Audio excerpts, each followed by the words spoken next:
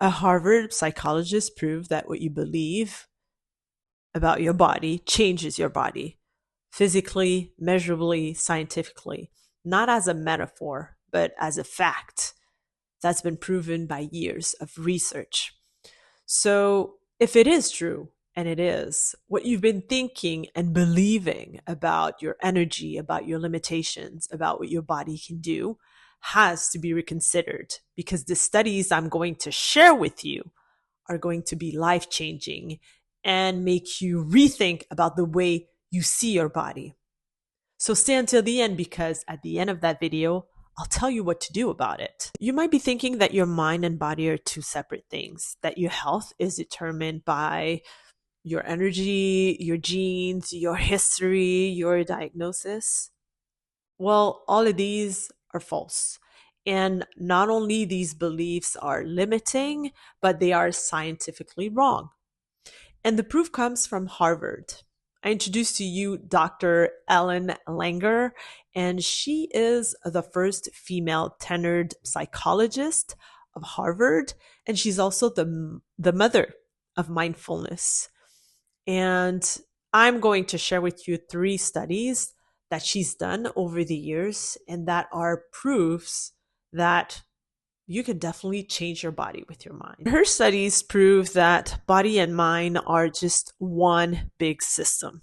So let me share with you the counterclockwise story.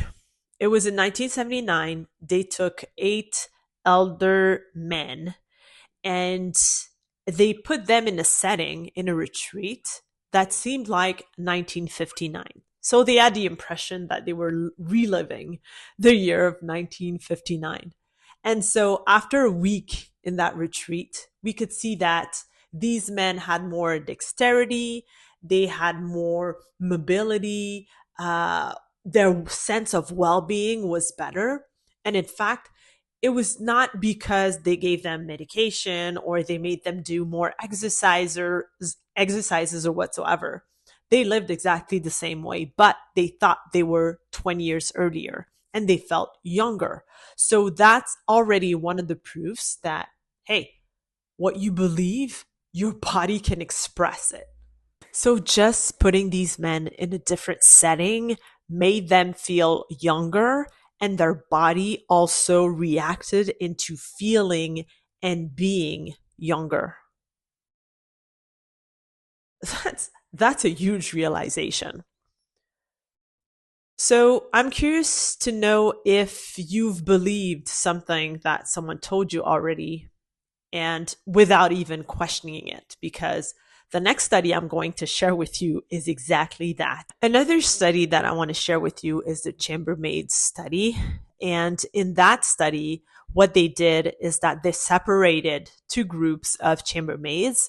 In one group, they told them that even if they were walking all day and doing all sorts of physical activity because their job has to do with something very physical, that it was not considered as exercise. And the other group, they would have the belief that what they were doing all day, working and cleaning and all that stuff, it was considered exercise.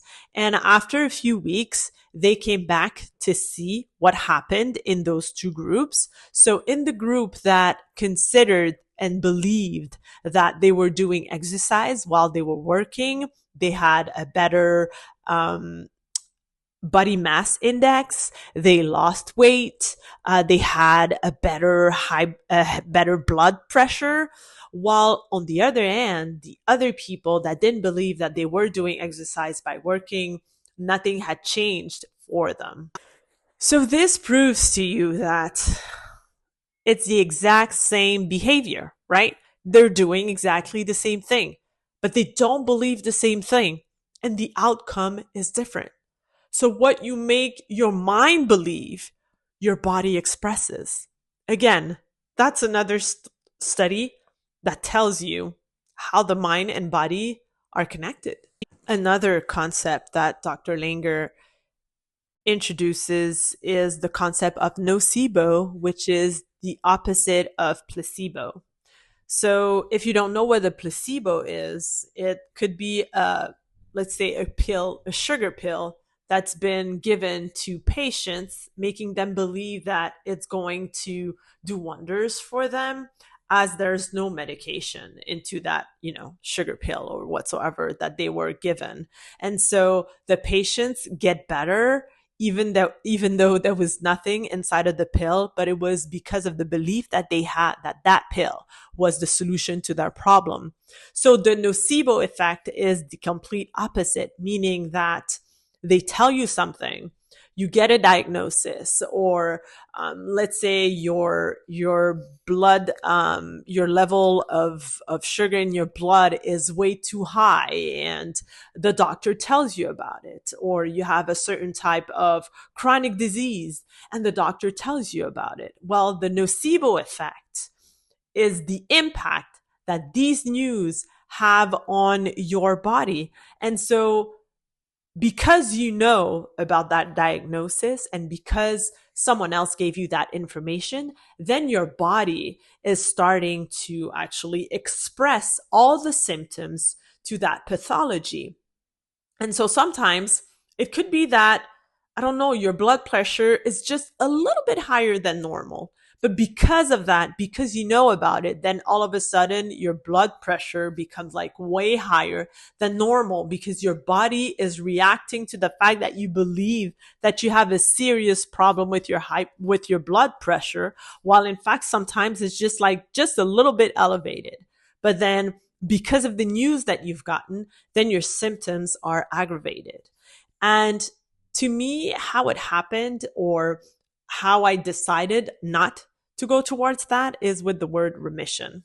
As I shared in previous videos, and if you don't know, and this is your first video watching me, I've had cancer 2 years ago and got surgery last year, and it's completely gone and I'm healed. And so when in the cancer community, or if I can call it like that, people talk about remission, I feel like the word remission is connected to the fact that this disease might come anytime, might come back anytime again. And to me, that word is not part of my vocabulary, because I figure that if I decide to to make myself part of that community, then I also accept the fact that the disease might come back, while to me, I'm healed. I'm perfectly healthy, like someone else walking on the street that might be perfectly healthy also. I used to have something that they took care of and that I'm healed from it. And so that's exactly what I decided to do with that word. And that's why my body is expressing things that, you know, show me that it's healthy, right? So that's the whole thing about nocebo. And so I'm wondering if in your case, you've been accepting what doctors, what other people have told you about your health, about your condition, about your energy, and that you never questioned it and just accepted it for what people told you about, and how it had impacted your body since you knew about this. So let's apply this to the revoke and return framework. In fact, the revoke. So which parts of all these beliefs, all these nocebos that you accepted already in the past, or you are still accepting, and that you've allowed in your life to control your outcome, to control how your body feels, to control how you see life, like you're too tired, or this is because of your age. This is what happened. This is why this happens, right? You can't do this because you're too old, or you're too stressed out, or this is what happens because your kids are like this, whatsoever. What kind of crap you've been believing along the way, and what have you allowed in? And in fact, if you had the opportunity, or if you let all these information allowed in your life, well, it's also possible to allow them out. So the return to self is actually for you to be able to tackle the rest of your life, of your days with the same candidness, the same innocence, the same happiness as those elders entered that retreat that was screaming 1959 instead of 1979, right? How can you do that in order to change how you feel in your body, what you project, how much energy you have in your life each and every single day? Because this is something that we all have the power to be doing. And so the first thing that you have to do is, yes, notice where you've believed stuff that maybe is not true, or maybe it is true, but how much importance have you given to it, and how much of, let's say, giving up you've given to it, right? And taking it as an excuse for your body not to be able to do certain things. Then you can notice something that your body does well today, right? Not necessarily in a gratefulness type of exercise, but see how your body is always responding, let's say, when you're asking it to do something more physical. Acknowledge that. And then the third thing would be to change the way you might interpret things.